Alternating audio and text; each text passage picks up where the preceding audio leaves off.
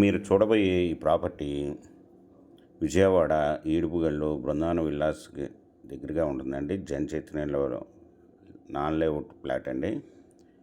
ఇది west face plot.